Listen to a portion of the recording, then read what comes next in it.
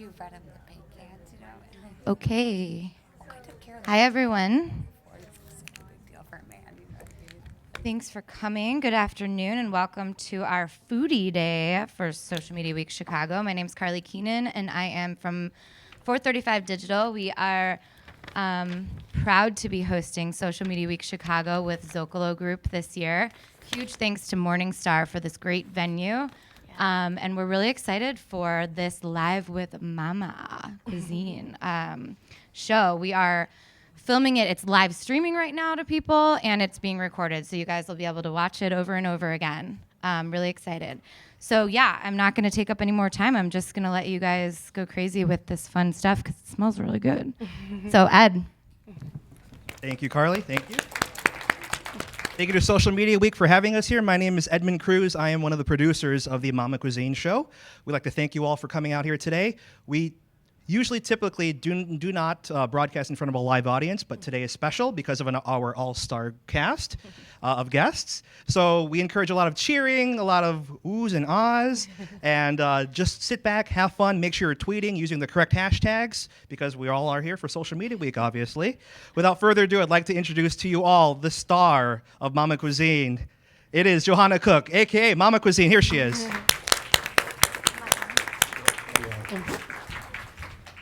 Is this thing on? Yeah. Hi, guys. Thank you all so much for tuning in, everyone out there in the web and our live audience here today. Live with Momma Cuisine from Social Media Week this month. So exciting to be here. I must tell you guys, when they called me and the organizers, they got an email, and I kind of brushed it off to the side because I'm like, I don't know what that is. Emailed me again, said, didn't you get our invite? We want your show to be part of our featured lineup for Social Media Week. And I freaked out because it's such an honor. Everyone here took time out of their day to be here with me today, and all the great guests that we have. Like what Ed was saying, our producer, Live with Momma Cuisine, we started it a year ago, right? Our 1-year anniversary is coming up next month.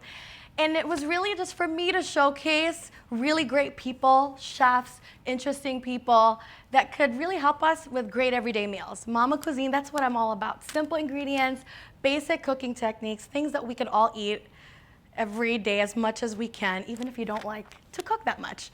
And that's really what Momma Cuisine is about. So it's just grown, and it's just been an honor to have such great guests agree to come on the show, much less have Social Media Week ask me to be here today. So I have this actually really long list of guests today, which is so awesome. I know a lot of you have heard of these people, really great Chicagoans. First we have Carlin Berghoff, which I don't really know what else to say about that. We have Carlin Berghoff here today from the Berghoff restaurant. Has been in Chicago forever. She actually authored the book Cooking for Your Gluten-Free Teen. And if you all know and have been in the Berghoff, I don't know how much more far from the other side of gluten-free the Berghoff restaurant is. So we have a lot of things to talk about with her and that book and just how that came about. We have Chef Andrew Zimmerman from Sepia Restaurant here in Chicago. All you Iron Chef America freaks, like my dad, who watches it all the time, you all know him because he won, which rarely happens. So that's really awesome because he was the guest and he kicked butt over there. We have Catherine DiOrio, so amazing, so gorgeous, first of all. You guys need to see what she's wearing today. But she is the new host of Check Please, which we've all been really waiting for the new season to come. And she just finished and wrapped that season, so we'll start watching in the next couple weeks. She'll be on, so that's really exciting to talk to her about her journey. We have Chef David Blonsky, who's so sick of me at this point. You guys probably saw this, right here, at Sienna Tavern, who he's the executive chef for, and we've actually, my very first travel video, like, again, a year ago, was with me, him, Jarrett Payton at Public House, which is part of the Dynamic Group's list of amazing restaurants, and like a camera guy. And I was like, here, hold this mic and let's do this. And they were totally game. It was so awesome. And now we're back again, and he's back here for a third time, so I must be doing something right. He keeps coming back. So we have Chef David Blonsky. And lastly, we have Nina Mariano. You all know Mariano's Market, right? We all love Mariano's. They are exploding everywhere, and they are really awesome in social media. We have some social media people here who've actually participated in their chats and things like that, and that's played such a huge role in their brand expanding so quickly. All these new stores, I don't know, there's like, I don't know, 35 stores, no, maybe 11, 12 stores, and they just don't stop. Every month there's like a new store. I can't keep up. So we're gonna talk about how social media played into the growth of their company, as well as the grocery experience. So thank you again for watching. We're just gonna go right into it with our first guest, Carlin Berga. Hi, are you on? I think so. Yes, we're all on. Thank you. Thank you for having me here. We'll have a seat here. See, we tried to really make this talk show-like. Okay. So I'll sit on this side. Okay. Okay, and then we'll go here. And I want to make sure I have my apron. Thank you for being on the show today. Thanks for having me. Like we said, I mean, you're from the Berghoff restaurant. I mean, you guys have been, your family in the restaurant has been in Chicago as long as anyone can remember. And now you're running this thing.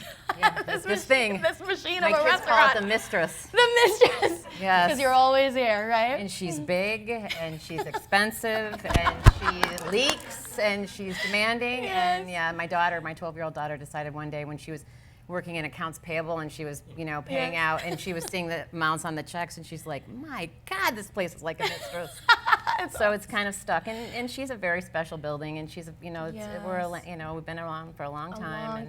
And we were talking about earlier with our producer how it's such a big part of the holiday season's coming up, and families take the time from all over suburbs, get the train in or drive in to the city and make that part of their holiday festivities. 4 generations at a table is not unusual for us. That is awesome. Thousands of people come through those revolving doors, so we're really grateful. Yeah. Well, let's talk about what's really going on, which is your book, Gluten-Free Teen, which we're actually giving out a copy to one of the guests today here. Cooking for Your Gluten-Free Teen from the Berghoff family. The House of Gluten. The House of Gluten. Is really interesting. Tell us how this came about, because I know it's with your daughter, Right. correct? I have 3 children, and this is my middle daughter, Sarah. And 3 years ago, she was sick. I mean, it wasn't a consistent illness. She was starting junior high, and transitions are hard for her, and she was complaining of stomach aches. Right. And she's kind of like the child that unfortunately doesn't feel good often. So at a certain point, I was like, "Are you really sick, or are you just nervous? Right. Is it?" Right. And it was like the first doctor's visit, it was cold and flu season, and she said, oh, she just has a virus, but she had lost 5 pounds, and she was really little as it was. Right. And I was like, Doc, 5 pounds? She was like, yeah, we'll have to keep an eye on that. And the holiday season kicked in, and I really worked so much between the lighting of Michigan Avenue to December 24th that my kids are used to our Christmas being, At the restaurant. yeah. And she just was, she said to me when I finally got out of town on Christmas Day, she looked at me, she said, I think I'm dying. I think I have cancer. And here, this is a 12-year-old kid, and I'm thinking in my head, okay, I'm going to win Mother of the Year award because clearly this just didn't come out of nowhere. Right. And what do you want to do? We can go to the emergency room here. We can wait and go to the doctor when we get home. And long story short, when I walked into the doctor's office, I was like, we're not waiting any longer. She needs a blood test, an upper GI. There's something going on. And believe it or not, it did test positive, the blood test, which is not always the case. Right. So it was, and I asked the doctor when she did the blood test, what am I praying here for? Like, what are you doing? And she said, I'm testing her for Crohn's, I'm testing her for celiac disease, and I'm testing her for different kinds of cancers. And I was like, okay, I guess that, yeah. Oh, I can't even imagine as a family. And yeah, a 12-year-old being so intuitive. I mean, everyone's kind of intuitive of their own body and saying, Mom, this is not right. And you really took the time. I know that you hooked up with, I just want to make sure I got this straight, the University of Chicago.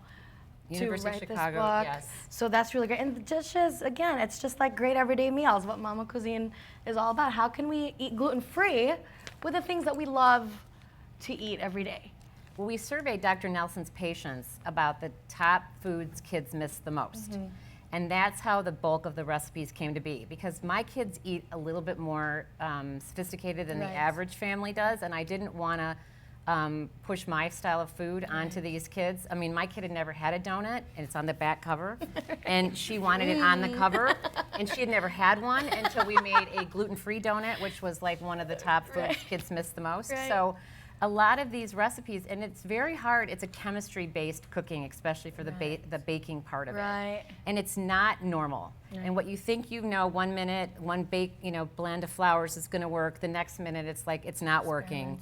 Right. And so Which is why books like this are so important, because people are just trying to navigate, and you've put in a lot of work to get it right. So that's easier for the next family to do it. And speaking of food, we're gonna cook, right? Are you gonna show me a quick recipe? Yes, we are. But I have to give you an apron because I'm really sloppy in the kitchen, and I'm not. Look, I have a Berghoff apron. Cool. So I'll put this on. Yep, we're gonna wear an apron because I make a mess.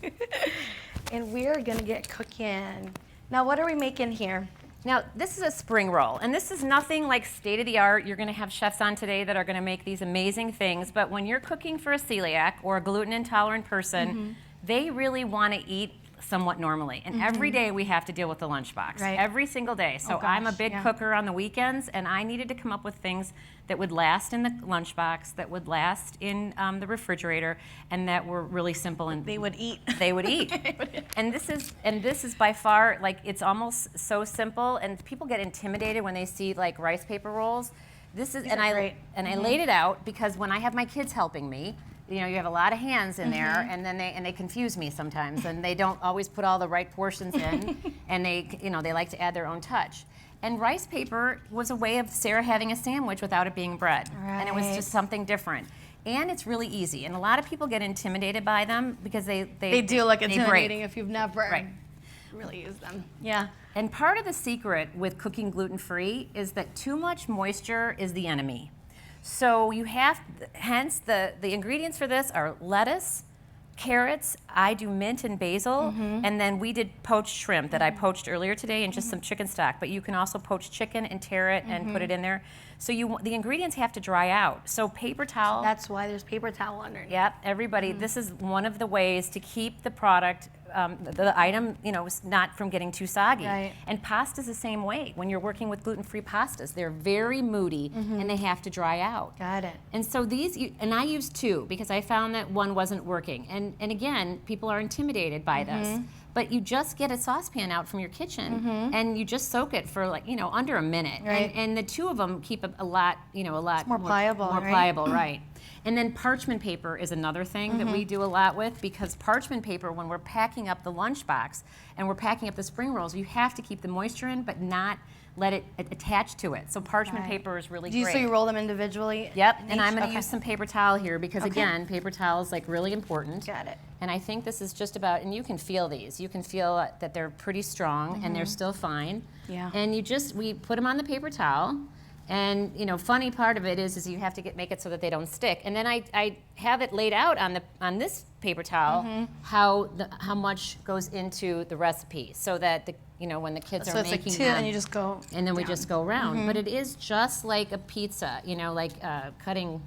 Now I have to get it unstuck here. It's fun for the kids too. Yeah. You get them kind of making their own toppings and And there's no Get sauce rolling. in it. We don't put sauce in it, so we keep it dry. You know what I'm saying? So that we keep it as moisture-free And then you just put the sauce on the outside. on the outside, right. You're a good roller. There we go. It's not exactly a perfect shape as the other ones, but it's a really quick, easy meal, and it will last in the refrigerator 3 or 4 days, and my kids love it. So That's awesome. Let's go ahead and do our giveaway for one of our guests here Okay. for a cookbook. Let's see, we gave out cards with a number on it, and I think, let's see what you guys have. Let's pick a number from 1 to 20. Well, I want to start with 12 because Sarah was 12. born on the 12th of February. Does anyone so have she's my number 12? On your Momma Cuisine cards, we've jotted a little number there. Anyone have 12? On this card, there's On the Momma card, yeah, with my big face. No 12? How about 10? 10? Yay! What's your name? Latricia. Congratulations. Come on up here. And thank you for coming having on me. and sharing your story. Everyone give her a round Thank of you very applause. much. Thank you, Carlin. Awesome. Carlin's going to come up here, give you your book. And we have, do we have more giveaways for that online? Congratulations. I hope you enjoy it. Thank you. And we have 2 online because we also did this. So whoever's watching gets, let's see, 2 cookbooks. One is Felicia Houston. Twitter name is Anointed Wives. She won one. And Debbie Lake Phillips429 on Twitter won that. So round of applause for those guys watching online with us. And let's see here. Awesome. Free books. Oh, wait a minute. We have Berghoff cards as well. Oh man, you really hooked us up today. Thank you. We have good stuff. So how about number 2? Does it have number 2? Sir, what's your name? Steve Hall. Thank you. Congratulations. And let's do number 5. Oh, you're welcome. Enjoy your stay at the Berghoff. Number 5? 8? Anyone have 8? You're 5? Okay, awesome. What's your name? You're tweeting. Well, finish your tweet and then come on down. What's your name? Beth. Congratulations. And enjoy the Berghoff Shore. Thank you. Fabulous. Awesome. Thank you, Carlin. So our next guest now, Chef Andrew Zimmerman. I'm just going to have him come on up. Hi. Mwah. Thanks for being out. I'll have you sit here. Sure. I'm going to drink some water. All this talking. I'm hungry, too. I'm working on that. Good, right? That's why I'm like, which chefs are available? Someone's got to feed Mama. This is the show where I don't cook. Everyone else does it for me. Well, let's chat because what an interesting, I mean, everyone knows you from Iron Chef America. So let's talk about that and that experience. I know that seems like maybe ages ago for you. It was a little while ago, but it's not, it's fun to think about. Yeah.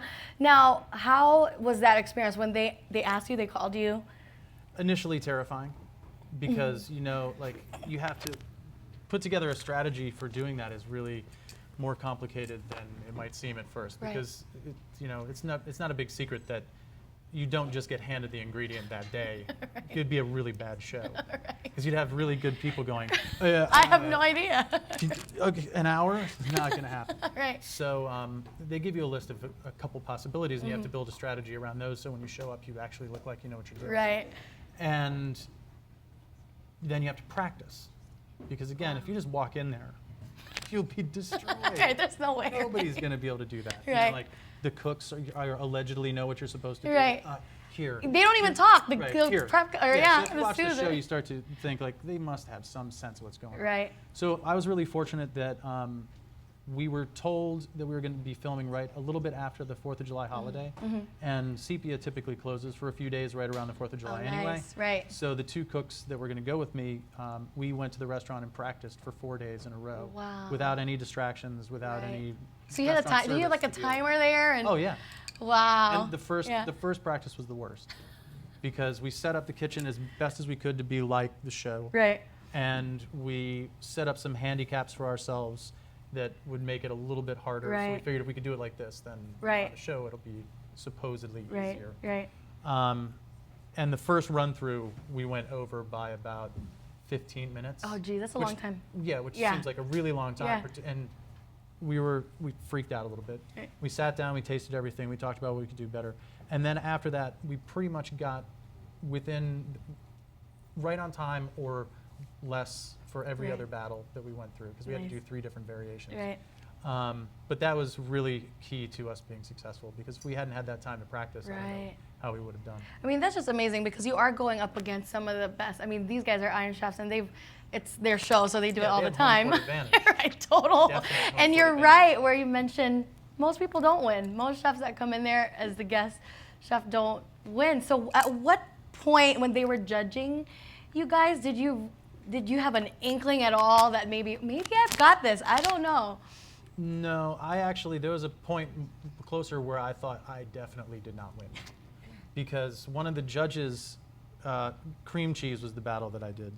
The most Battle exciting, cream the most cheese. possible, like the worst ingredient. I looked at, on the list and they gave me the list, I looked at it, I was like, it's gonna be cream cheese. Cream cheese. What a stupid ingredient to have to make 5 dishes out of. Battle And cream cheese. Not be boring, you know? And there was a cheesemonger who's one of the So you have like a judges. professional. Yeah, he's a professional cheese cheese guy. And all throughout the tasting, he keeps going, It's not cream cheesy I'm enough. not really getting, because they do this on every battle. They Right. always go back to the secret ingredient and like harp on the chefs for not, I don't really taste the mint enough or whatever. Right. And for him, obviously, he's like, yeah, I don't really get the cream cheese. And by the dessert, I had kind of started to, I'd had it. Right. Kind of. You're like, I don't care. Whatever. I should have just given you a block of cream cheese and walked Right. away, man. Like, Put a spoon Here you with go. a parsley on top, right? I made you a cheese, and he also said, now, you guys can have your own opinions on this. They're totally valid. I figured you couldn't do battle cream cheese and not make cheesecake. But I was not about to try to bake a cheesecake in an hour and then let it rest and cool and not. Right. So I opted for a cheesecake set with gelatin, which according to the Joy of Cooking is a legitimate cheesecake, and I'm going to say that 'Cause the joy of the cooking. Joy of Cooking says so is acceptable, good enough for me. Good enough for me, right? And so we did that. We did a yuzu cheesecake, and we also did carrot cake ice cream with some other stuff. Right. And so first of all, he's like, well, for me, this isn't cheesecake. Oh, okay. Fine. And and then he's like still going on about how he's not getting enough of the Right. cream cheese Right. flavor. And I made one or two sort of Barbie responses to him. And as soon as I did one of them, I thought, yeah, you just lost. Should have kept Pack up your stuff. And Pack my your wife knives is in the and go. audience, and my wife is in the audience, and I know she just went like, Dude. stupid man, why did you do that? But I guess I was wrong. But that was awesome, and we love that you won. From Chicago, totally representing, so that's amazing. Yeah. And we were talking earlier that you have 2 kids, so really it's Iron Chef every night, I'm sure. Well- in our house. It is in my house. Well, it's maybe on my 2 days off. On your But 2 usually they're asleep. But I mean, it's maybe Iron Chef breakfast, which is pretty limited. My 2 kids are very young. One of them is only 4.5 months old, so he does not care what I do. Right, And my 2.5-year-old daughter is also only interested if I make hotcakes. right. That's all she wants. She wants me to make hotcakes, and she wants a pile of blueberries.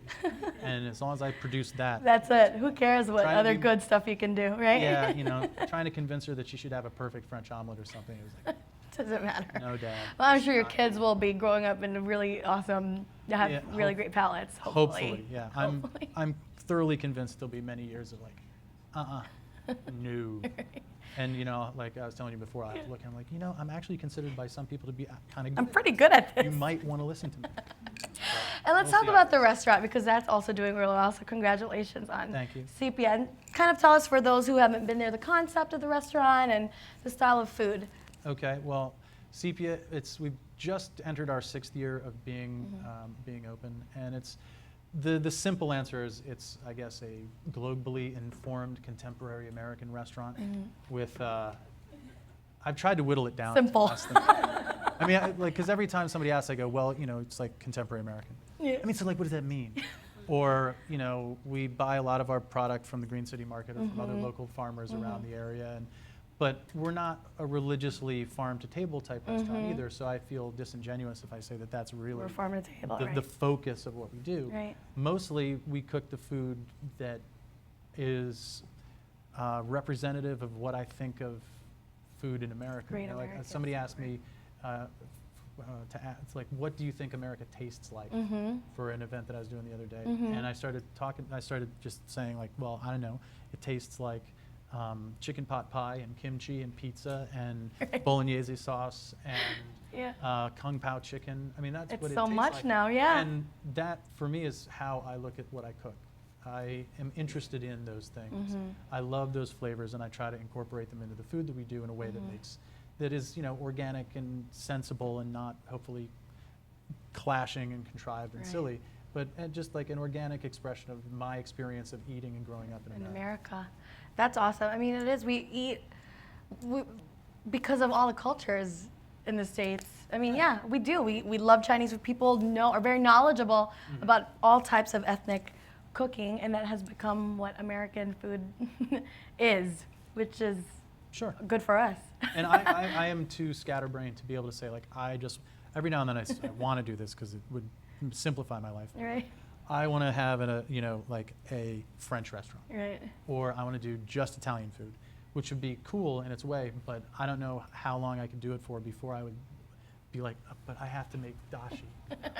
or something. You know, like I'd start Before you get throwing out, bored. like, Chefs are that way. You're like, and- now you're bored, you want to which do is something else. totally unfair to French food or Italian food, right? Because like there's this huge, vast array of dishes and like wonderful things that Right. you could spend your entire life just cooking Learning, French food or yeah. cooking Japanese food, or like really specific like Yeah. that, and almost never repeat yourself. And Ever, yeah. there's so much to know about any of those. So I don't want to give them like short shrift like, well, I'm too cool to This week possibly- is. But that's just not the way my brain and my palate Right. work. Like I want all of those flavors in Right. some way or another. Well, thank you. And we're going to cook something too, something awesome that I'm very excited to share. Cool. Teaching me. So we're going to go cook a, All right. yeah, really great salad. Let's see here, cooking time. Sure. So we're going to do a really simple salad. I was at the Green City Market this morning doing some shopping for the restaurant. And right now there are fantastic local grapes. Mick Klug's farm has these really, really wonderful couple varieties. There's on here we have Canadice and Suffolk and Jupiter grapes, and they're all red seedless grapes. And they're exponentially more flavorful and interesting than any sort of red seedless grape you're going to get in a grocery store. And so we wanted to highlight those. And then we also have some really nice Gala apples from Seedling Farms. But the Klugs and Seedling, they have a lot of other ones. Like for a salad apple, I would go with maybe a Cortland or a Fuji or the Gala. I love Something Fuji, that's yeah. really crisp and has a good sweetness to it. Unless you really like tart apples a lot, in which case, do that. Do whatever you want. Awesome. We're going to make a Saba vinaigrette for it, and Saba is really just cooked down grape juice in its simple answer. So we're going to do a fresh grape and the cooked grape flavor in the dressing. And Yeah. we're just going to really make the dressing in the easiest kind of way. There's no emulsifier in this. It's not going to be creamy. So we'll just shake it together, and we'll do it in here because that Anyone way could do this, right? anybody can do this. So Can I do it? Can you? Sure. Yeah. Well, the first thing we need is I have already taken the liberty of cutting up a couple of grapes. And so we'll just put those in there. And if you could take the back of this spoon and just mash them, Okay. because that's going to help release some of the fresh grape juice in there. And we're going to leave the skins and stuff in it. It's not a big deal. Right. I certainly don't take them out when I'm doing it at home. Oh, no, get on it. Kill them. Kill it. Yeah, Okay. ugly is better. Ugly All right. and juicy is definitely better. And Oh we're yeah, gonna the want- juice is all coming out. Yeah, now. the juice is all coming out. And we can actually speed that along by adding just a pinch of salt now too, which won't hurt. Because we'll want to season it later anyhow. Okay. And then we need a little bit of minced shallot. We'll want to do about one tablespoon for about 4 to 6 people. Okay. And it's really important at this point, you want to get the shallot minced pretty finely, because you don't really want big chunks of shallot in your salad dressing. Look at that show off. You see that? Unless you do want big chunks of Unless you like it that, yeah. Yeah, if you like it like that, that's fine. I don't, so we try to make sure that we get that minced pretty well. Is this mushed enough? Yeah, that's Okay. great. And so now we'll take our approximate tablespoon and just drop that in there. Move that out of the way for now. And then we need a little sherry vinegar. Okay. The Saba doesn't have enough acid on its own. It's a little too sweet to make a vinaigrette out of. So we're going to use some good quality sherry vinegar. And we need about a tablespoon. Now, where can they find the Saba goodness? Do you have Saba at Mariano's? Yes. There you we go. ordered it. I can this think of, evening. I can think of some other places, but it would seem really awful if I'm like, well, you know. Yeah, come on, dude. Help a sister out here. The only place in Chicago that Say has Mariano's. Saba, Mariano's. It's in aisle 5. We also we'll need about a tablespoon of Saba. Okay. Right? And I'm assuming you'll find a smaller bottle of Saba than this. This is a pretty industrial sized bottle. And we need about a 1/4 tablespoon of good olive oil. Always good for dressings. Get the good stuff for your dressings. Yeah, although Yeah? I would actually say there are times when I don't want olive oil in dressings because Right. it has such a pronounced flavor. That, there are dressings that grapeseed oil or Kind of flavorless. yeah, really flavorless. Or occasionally you want to use a nut oil, but Right. I almost never make one with exclusively nut oil. And then salt and pepper. We already put a little salt in it. I like kind of a lot of pepper in this because it goes well with the sweet grape. We'll put that together. And you want to just put the lid on? Yes. Make sure that it's on. Otherwise, this is going to be really embarrassing. Too much part of the pressure. show. There you go. There you go. And just kind of shake it. Shake. Yeah. We could do this at home, right? I mean, there's one exotic ingredient. Everything else you could find. Get the kids to mush those grapes. Tell me when to stop. It's fine. I mean, it should be together. Yeah. And so It here, is. open it up Open and it. try it. Okay. And here's the big complicated part about cooking. If it tastes good, we did well. awesome, yeah. And if it's not, then we should need salt or anything? No, Too sharp? it's good. No, I like it like that. Great. I like mine a little sharp too, so Yeah. that's good. Then we're gonna take our apple, and if I'm making this at the restaurant or at home, I don't spend a lot of time worrying about. Actually, that's not entirely true. The cooks at the restaurant will point out that I actually have the melon ball apples and things a lot, and like cut them into all kinds of irritatingly small shapes. Right. But we're not doing that for this. No, if we're at home, you don't need to. Right, and at home I wouldn't do that either. So we just want to slice some of these apples really quickly, and you want to do that obviously right before you use them, so they don't oxidize. And I wouldn't recommend. I mean, you could arguably do them before and then hold them in acidulated water if you want to do something like that. If you want your apples to taste like acidulated water, if that's what tastes good to you, do that. I mean, because you I can don't literally think- do this last minute. Yeah, Right. and that was not a difficult exercise. Right. So we'll put in the rest of the grapes that we had already cut up, and a few Marcona almonds, which for this, like a little, just crushed with the side of your knife is enough. Some big chunks, some not. Some small, yeah. The texture is sort of, they're Yeah. there because they taste delicious and they have good nuttiness, but they're also, it adds another layer of texture to Crunch, the salad. And then we also have this really cool This was good. bandaged goat cheddar from Avalanche, which is a dairy in Colorado. And you don't see goat cheddar very much. No, that's what we're. So it's a little funky. It's got a little kind of goat barnyardy quality to it, which some people would like and other people would find unappealing. My grandpa used to make me drink goat's milk Oh, so this is like, tastes like your all the childhood, time. right? Yeah. Oh my God. It's good for you. And so we'll just season this. We'll season this up, and then just take a little bit of the dressing. Make sure you get some good bits of shallot and some of that mashed up grape in there. And you know, one of the big mistakes most people make, I think, with their salads is they overdress them. Yeah. A little goes a long, long way. Right. And see, these are like really nice greens that we picked up at the Green City Market this morning, and they never did anything to hurt you. So I don't know why you would punish them. You know. Be gentle. Yeah, be gentle and like really. I also don't like seeing. Typically, for me, I don't like seeing salads tossed with tongs and stuff, which a lot of it people do. bruises, you Yeah, I think? mean, like, Yeah. you want to be nipped at with tongs? No. So either your hands, like really gently, or like I'm just using a spoon and kind of Right. folding it over until everything's incorporated, and that's really it, and then you taste it and serve And then to you your eat family. it. And There you eat go. It. It's like it's really all that simple. Awesome. Totally could do this at home. Be totally fancy. So you learned it from Iron Chef America. Thank you. Great. Yeah, take some. Now of we're this. gonna keep eating and Yeah, talking take some with of her. this for later. Thank you so much. My pleasure. Thanks a lot. Awesome. Another round of applause for Chef Thank you. Andrew Zimmerman. Thank you. Awesome. Yay! God, this is fun. How much more time do we have? We can go on and on, right? Ed? Yeah, Ed's like, just keep going. And tell me when. Quick water break. Are you guys having fun? Thank you. Who's up next here? Catherine Diorio's up next. See, look at this fabulousness right here. Hi. How are you? We have here a mic for you. Oh, I think I'm Oh, mic'd up. you're mic'd up. Okay, they're all good. Oh, awesome. Beat you to the punch. Ah, good. Good. Thank you for taking the time. I think that's me. Is that me doing that?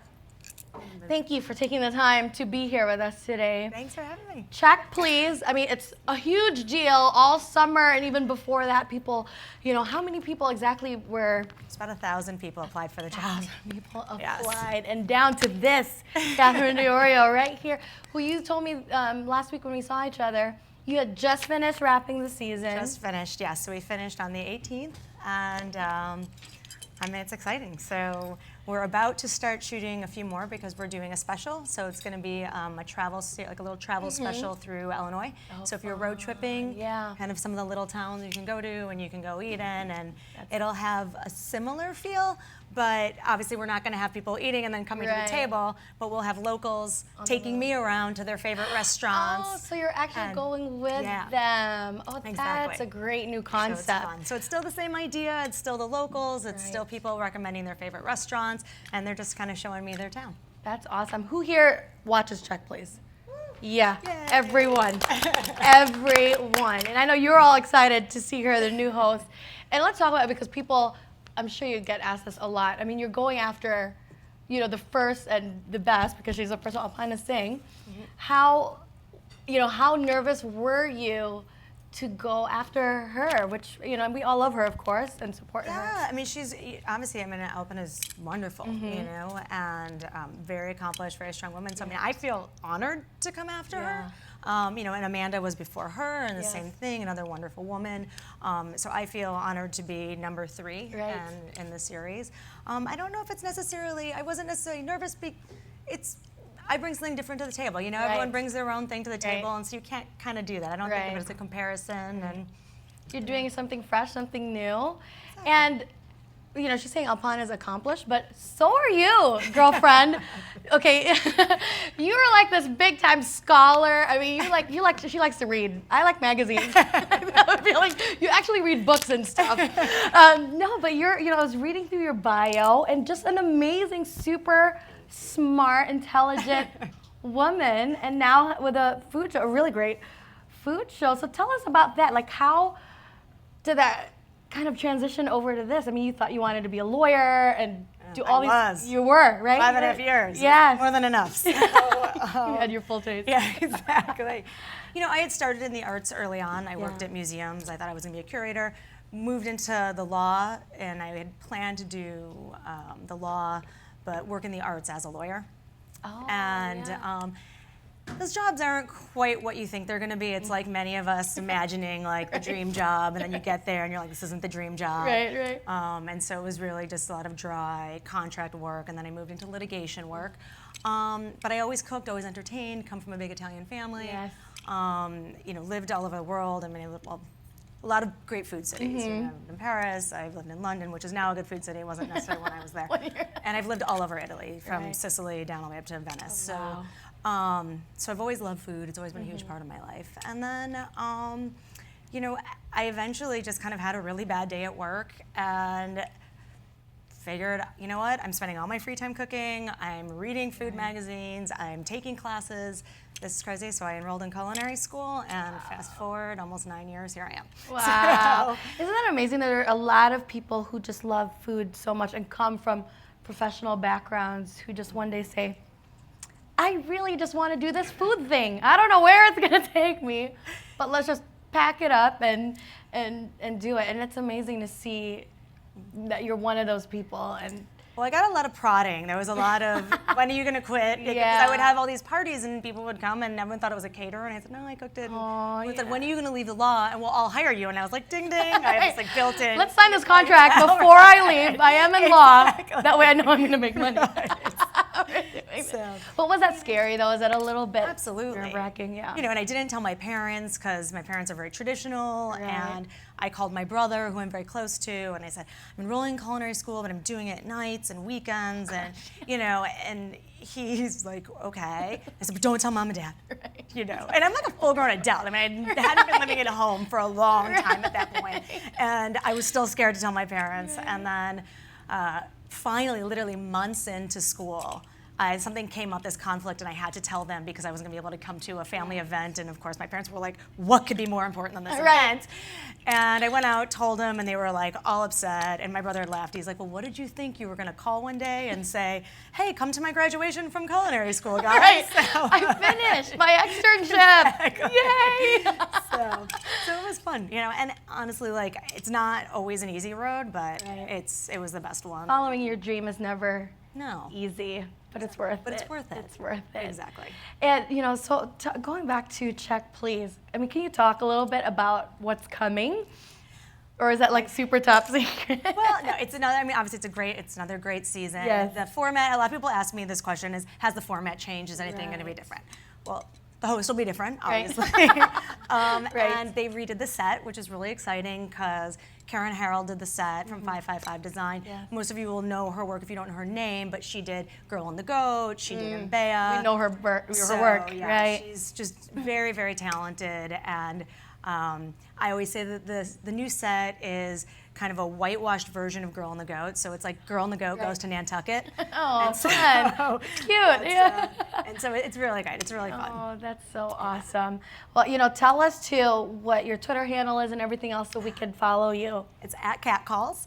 And then I am on Facebook. I'm just my name. And Instagram, I'm Kat Diorio. You think I would just consolidate, I'll just have one consistent thing across thing, but I didn't. But sometimes you do one thing after the other, right? I know, Like I was the slow to Twitter. social media. I'm like this traditional. Well, I'm sure your social media is going to blow up because now that you're on the show, people are going to follow you, and just that conversation with your Which is new great. fans. Yeah. Which is great. And it starts October 18th. So October 18th, that's everyone. really exciting. And I'm really excited. Oh, we're excited for you, Catherine Diorio, the new host of Check Please, Cat Calls At Cat on Calls. Twitter. Tweet her up right now so she's forced to tweet back.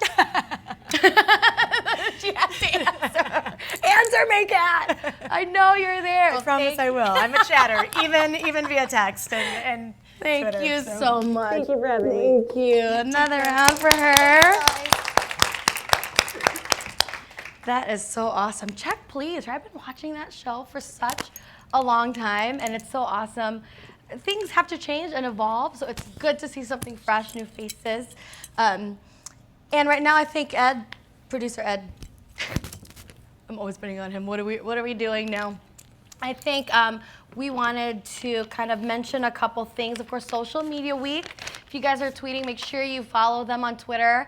SMW Chicago is their Twitter handle. We also have, for the guests that we've had so far, Berghoff Chicago on Twitter. Make sure you follow them. We have Sepia Chicago, SEPIA, for Chef Andrew Zimmerman's restaurant. Cat Calls we talked about. Momma Cuisine, of course. I have glasses on, I can't see. He's holding up signs. Mariano's Market is coming up next, as well as Chef Blonsky on Twitter. Speaking of Chef Blonsky, might as well get you up here. Come up, okay. Let's get cooking. Yeah. Chef David Blonsky. Hi. Sit down, my friend. How are you? I'm good. How Thanks are for you? coming out to do this. Yeah. Like I said, we've done this, I don't know, 4 times. Sorry, times. you're so sick of We've me. hung I've out, seen you yeah. like, I don't know, every day for 2 months. It's okay. We have fun. We have every fun. time, so. Food makes it fun when food is in Agreed. the center Always of it. does. So let's talk about what you do, Dynamic Group. Yes. Great restaurant group in the city. And let's talk about some of the restaurants, just in case you don't know what restaurants are under. Okay. Our first restaurant bar was Bull and Bear. Which Who knows Bull and Bear? Yeah. Okay. I know Bull and Bear, yeah. we opened that in 2009, Mm-hmm. and then a few years later, we opened up Public House, Mm-hmm. and great success. And then we said, all right, let's work on a cool restaurant idea. And we all really wanted to pick a focal point, and we all loved Italian food, and we really thought this would be a great concept for Chicago, especially for the River North area where we were and kind of established, and Yeah. where we wanted to continue our growth as a restaurant group. And so Sienna Tavern was born, and we got together with Fabio Viviani, which most people think no, from Top Chef, and a heck of a personality. Yeah. And him and I kind of. He's quiet. He's a kinda quiet guy. Yeah. It's hard to talk to that guy. He doesn't have much He to doesn't say, much, and yeah. him and I, our personalities really clash. But no, we got together, and our group came and said, let's do this project with Fabio, and it was just such a great idea, and there's so many good people behind it, from design to just the Reve from who did our cocktail list, Femme de Coupe. And Fabio and I kind of joining forces, and his extensive Italian background, and I've had decent amount of Italian cooking in my career, and we thought, how can we take his classic interpretation of Italian food and my modern look at how to plate food and how to work different types of flavors in, and Sienna Tavern was born. And don't we love Sienna Tavern? Have you guys been there? Awesome. Which a little plug for my food travel show, Yeah, exactly. which we just filmed. It's out at mommacuisine.com, and we filmed you and I and Fabio at 7 in the morning making meatballs. It was awesome. Parpadelli. Parpadelli, yeah, it was awesome. And yeah, so of course that's something that people are very interested in. Fabio's a huge celebrity chef, celebrity in anything that he does. He's great. How is that you running really his restaurant? You're running that ship. I mean, that's really. Yeah, How is that? I mean, here's the thing. Our group, we have 3 restaurants. So I'm the corporate chef for the restaurant. But my job is to create menus, get the staff in, build the kitchens, execute everything, get the restaurant up and running smooth so that we don't have any hiccups and that we do have the opportunity to grow as we're continuing to do. Right. And so, day to day, I have wonderful chef there, Kevin Abshire, who's a chef de cuisine, and I have great sous chefs and a great staff. And but yes, and I guess at the end of the day, I kind of make the final calls, and I always work with all my guys on menu changes, and that's kind of my job title now is this kind of puppeteer, and it's tough because you have 4+ menu changes at each of your establishment, and we're very involved with charity events and offsite stuff, and so there's a lot going on, and we have a bunch more restaurants opening up next year. Wow. And so, it's How many more next year? I'll say 3 right now. We're We're doing Sienna in Miami Beach. Oh, That I dude, can say that's right going to now. be awesome. So we signed the lease on that. Wow. And then we got a few other cool things we're Right. working on that I'm really excited You got to start following on Twitter, Chef Blonsky on Twitter, because you do see how crazy. I mean, every day he's like, oh, I'm at Bull and Bear. 2 hours later, I'm at Santa Tavern. 3 hours later, I'm at Public House. Like, dude, how do you keep track of it's interesting because I literally run around in circles. You're up and down that street. I'm like a chef rat, and I run around this circle every day and talking to got to meet with the chefs, got to have meetings. What's going on? What's the future projects? What's blueprint? I mean, it's just nonstop. Yeah, so it's a good exercise. I should be a little thinner, but I guess I eat some. But yeah, it's fun. I'm having fun. I mean, it's. I couldn't ask for anything else. Congratulations Thank to you you and very everything much, that you're yeah. doing. He's also gonna teach us a recipe, correct? Yes. We have something yeah, to we're cook. gonna Make a nice. All right. We're gonna do a nice fall salad here. Ooh. As the weather's changing and we want to get a little warm. And salads are good, I think. I mean, we always think of salads as it's like lettuce and onions and cucumber. Yeah, to the kind of the home cook, there's basic ingredients. Yes. You're gonna have a dressing from a bottle. You're gonna, if you're gonna throw some onion that's hacked up, you're gonna throw some big chunks of tomatoes, cucumber. Some people like radish. Fancy it up with some radish. Fancy it up. So what I want to do is obviously, I'm kind of reversing my culinary career because I started off in 4-star restaurants my whole life from the age of 16. Right. And I loved it, and my passion's there, but I really wanted to form restaurants that you can bring people in on a weekly basis, not on a maybe once a year. And it's kind of stuffy and tight, and there's not fun. I like to have fun. I'm loud. We I mean, cook, food is about fun. And I always say, too, for people, I mean, we go out to dine for the experience of dining. Yes. Like, he's there, let Blonsky slave away in the back, and I'll have a really great experience. But you should also learn how to create really great food for yourself. Yes, and I think our food really kind of can show the consumer, our guests, how you can make a very good tasting meal, but it's not so difficult. Right. It's actually very simple. So let's get at That's it. what we're doing. Okay, so what I have here is I actually got some baby arugula. I'm not going to go the whole Green City Market thing because you guys got the whole speech about it, but we are very involved with Green City Market. There's also another wonderful company who it's called Greens and Gills, and they're located in the south side of Chicago. And this is actually one of the coolest concepts I've seen, where they actually are growing tilapia in a tank, and all the feed from them, they're filtering into their hydroponic growth system. Oh. So they have the coolest microgreens you can find. Yeah. And we're working with the guys on, kind of developing our own blends and our own, we're trying to get pumpkin blossoms, because it's winter. But instead of, the limitations of getting pumpkin blossoms, they're trying to grow it for us. So it's a little difficult, but at the end of the day, things are working. Right. They provide us, so we have Very a bunch of cool different microgreens in here with some baby arugula. All right. Also, kind of, a nice little hearty thing, and again, I learned a lot more about it, is farro.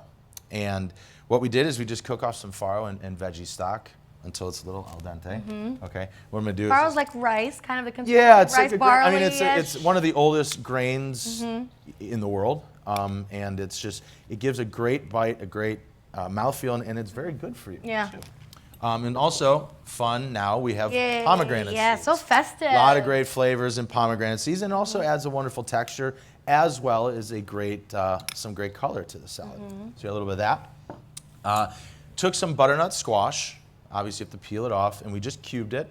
Salt and pepper, roast in the oven, about 15 minutes, just till it's nice and tender. This is going to add a nice little sweetness to the salad.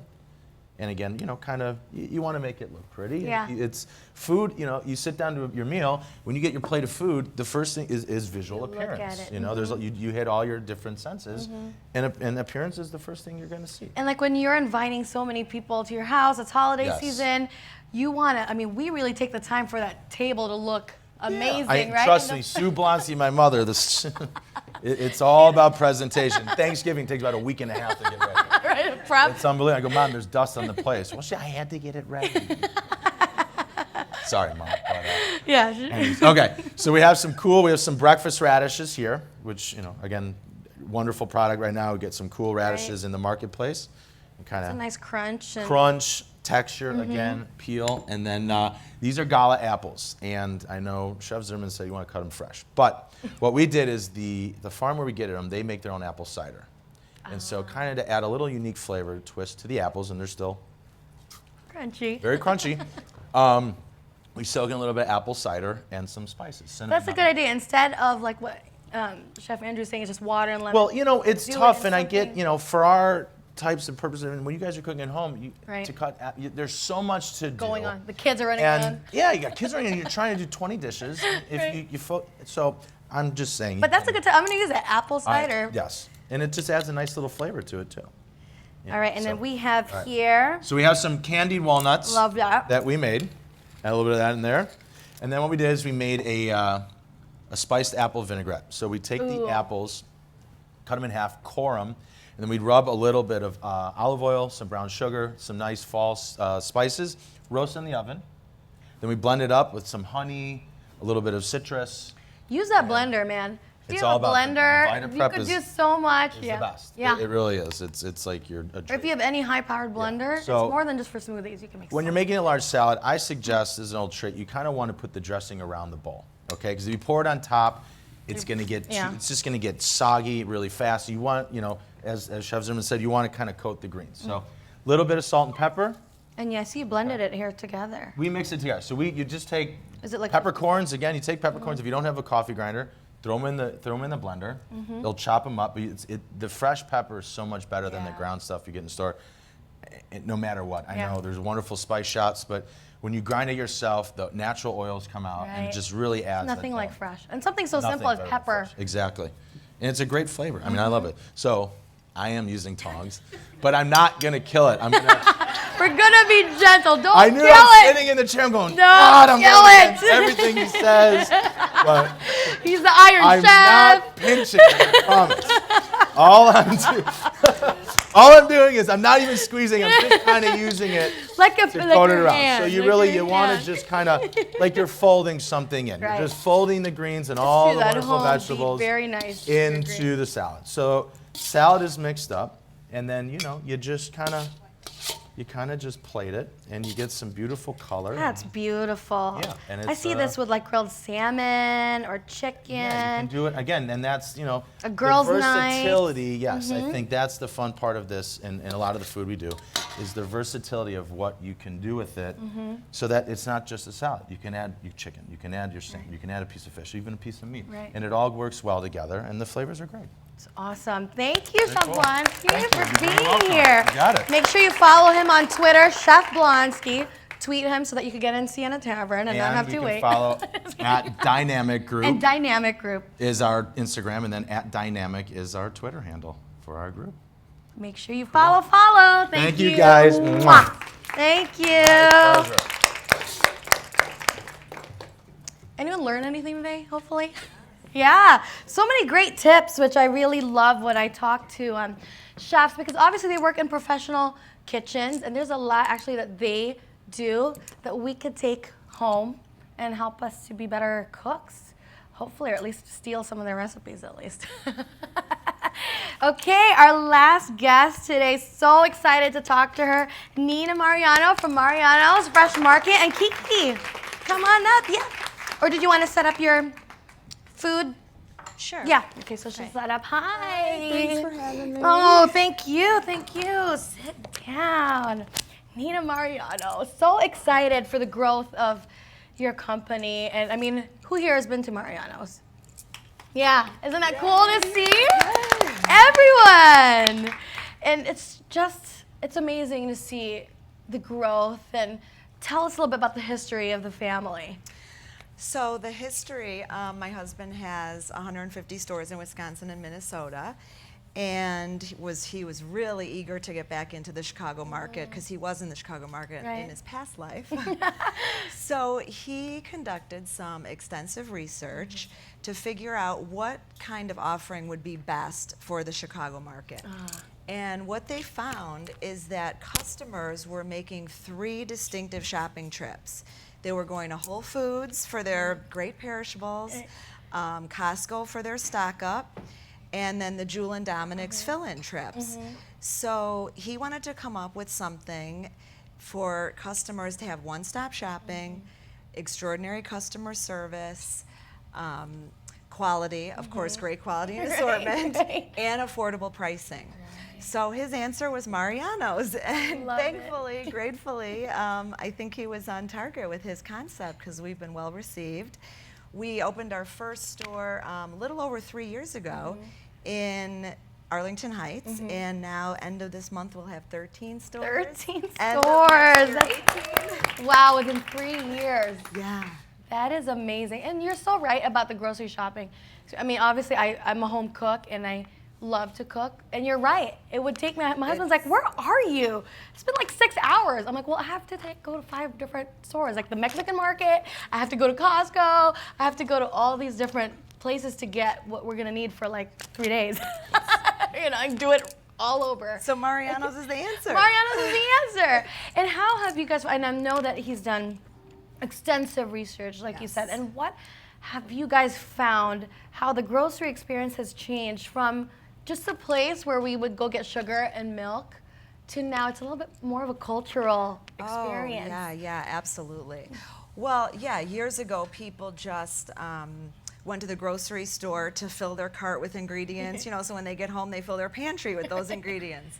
But today I think people, they challenge you. They want a new experience, they want an interactive experience, and we try to give it to them. So people come to our store and they have a great experience and they tell their friends about it, they put it on social media. You know, our store has always been built, well, our brand is you know, built on word of mouth. Yeah. So now with social media, it kind of facilitates the process like 100 times faster. Let's talk about that because it's true. You know, really, especially this year, maybe since last year, I mean, that just on social media, Mariano's is everywhere in social media, which is great. Like you said, what's so awesome about social media, Twitter, Facebook, is that one person who says, I went, look at this awesome salmon at Mariano's, all of a sudden 100 of their friends has seen that one picture. Yeah, has seen that one. And we're amazed that we have found we have a national voice with digital impressions. Wow. And we think that's come about from when our customer brings their out-of-town family or a friend to our store, you know, to experience it. They go home, put it on social media, and, you know, voice their desires to have a Mariano in their community. So that's really cool. We're really amazed by that. That is amazing. And for brands, I mean, I don't know if anyone here is, you know, with their own brands are representing a brand. It really is. And that's why Social Media Week exists, because it's the power of social media for companies, and even a brand like myself, how it could help to grow who you are as long as you stay authentic to authentic, right? And you know what? The customers keep us authentic. With social media, the customers have really raised the bar, because you know the old days of advertising, you know, find a message and stick with it and just push it on the customer over and over. Right. But you can't do that today. With social media, they hold you to a bar. You have to evolve with their needs. You have to be immediate in your response. You have to mirror their reaction on social media to their reaction when they're in the store, Right. which is complete satisfaction, Right. immediate interaction. So it's good. I mean, it's definitely raised the bar for everyone. It's so true. And you're right. People want to talk directly to the brand. Yeah. If I tweet to Mariano's better tweet me back because And we do, right? And you do. Okay, good. And then there's that loyalty. Yeah. Right away, you hook that You consumer. establish, Yeah. yep. And they feel like they know Engage, interact. Yeah, because then you invest them in the brand. you. Right. That is so awesome. What are some new things that Mariano has coming up? I know there's a new store. Is it Wheaton? Well, oh gosh, this month or October, Mm-hmm. we have 16th and Clark South Loop. That's opening Tuesday, October 28th. Close to you? Yay! And then we have Wheaton, Tuesday, October 28th. Yeah, over by us. Yes. And then next year we have Ashland and Webster, Lawrence and Ravenswood, Oh, Glenview, Ravenswood. Lake Zurich. Wow, you're covering the map of Oak Lawn, Chicago. yeah. That is so awesome. So 5 stores slated for next year. And you really think that's a big part of that is because of the social media? How big of a part has that helped for the business to grow? I think that does have a lot to do with it because we hear from mayors of towns, villages, that their constituents have come to them and when are we going to get a Mariano's in our... So they must be hearing about it from somewhere. Yeah. So you know, in social media too, you know people are talking, but you don't know who's listening. And the bigger part, I think, is, and you say that with your brand, you have to listen to what they're saying and respond. You must. You have to take every tweet, every comment, everything as a learning moment and as a teaching moment. And you, Well, you this have to be immediate response. Mariano's has got it right? With social media. That's so awesome to hear. Now we have Kiki here. We're gonna cook. Luthenhausen, who is our ambassador and also has her own website. Yes, Beauty and Her She's Feast. someone our customers come to see. Awesome. Let's go cook with her. Hi. Hi. How are you? Gabby. Of How are you? course. So what do we have here? So we are going to do a corn chowder saute. Okay. So we actually already put it together, but super easy. But one of the great things about Mariano's, and they always have fresh ingredients in Mariano's. And what's also great is locally, they bring in ingredients from whatever location you're at. So if you're in Vernon Hills, they bring in from the farms that are around there. So really So the local. corn is from, Didier Farms. It's out by that location. So it's really fantastic. So each month I'm brought into a different location each week, and I do a program called Dishing with Beauty and Her Feast. Oh, fun. Cute. Nina and I came up with the name. And I do a program that I write recipes for the entire month, and I try to feature ingredients that highlight what's really on the shelves. What's great about Mariano's is they're so innovative. Bob and Nina really have taken a total different approach than any other grocery store, that they want shoppers to come in and really be engaged. Right. It's not just about going in and grabbing your milk and your butter and your flour. They really want shoppers to walk away and really use their product and really know what to do.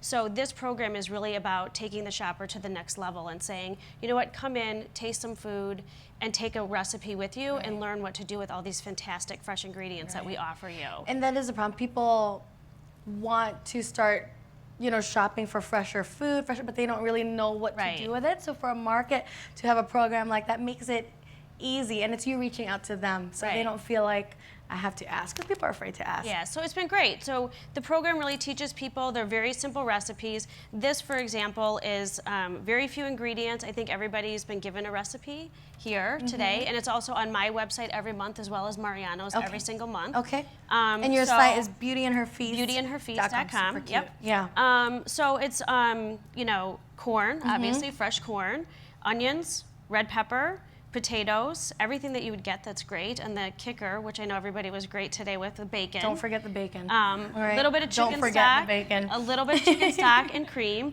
and we saute that down quickly. And what makes it a little bit different is I took down the proportions of the liquid in it, so it becomes a saute in a skillet, so you can do it on a weeknight, super quick for a family night dinner.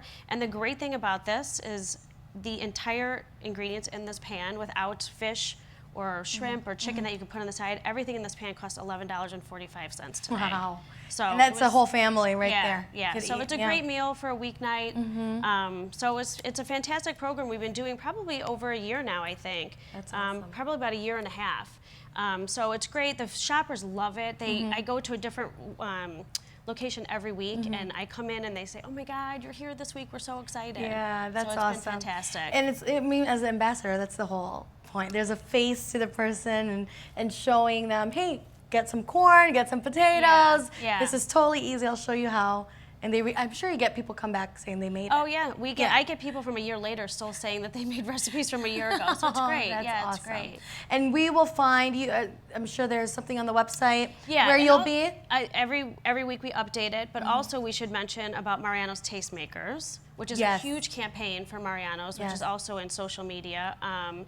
We do a campaign called Mariano's Tastemakers, where we select a different chef every month in Chicago. That's a part of our whole ad campaign. So it's featured in different print ad campaigns, but if you go to marianostastemakers.com, we feature a chef that goes onto the website, and I host the video series, and they also provide us with recipes. That's so awesome. it's just another way for us to not only provide recipes and more education about the ingredients and everything going on in the store, but engage, all the shoppers with everything going on. We do Facebook giveaways and all kinds of contests. So interactive, not just a grocery store. You guys are No, doing we so much really stuff. wanted to take it to like a whole Right. whole nother level with all the shoppers. So That's amazing. The tastemaker right now, is it Chef Bill Kim? I So? think Bill Kim Yes. is he still on right now? Nina, do you know? I think so, yeah. So But we're Chef getting Bill ready Kim. to pull in the next one, so you'll have to check to see who the next one is. Well, that's very Yeah. exciting. Thank you So, for yeah, being here and thanks for sharing your having us. recipe. Yeah, thank you. Now, did you say you would have this recipe? It's already up? It's already on the website. So Yep. it's already on the website. You could get this great side dish, great main dish. Yeah. And make sure you check it out, marianosmarkets.com. Yep. Thank you, Kiki. And make sure you see Kiki over there. Thank Give you. you some really great recipes. you so Thank much. you Yep. so much. Are we all wrapped up? We're done. It's like, done. Stop talking now.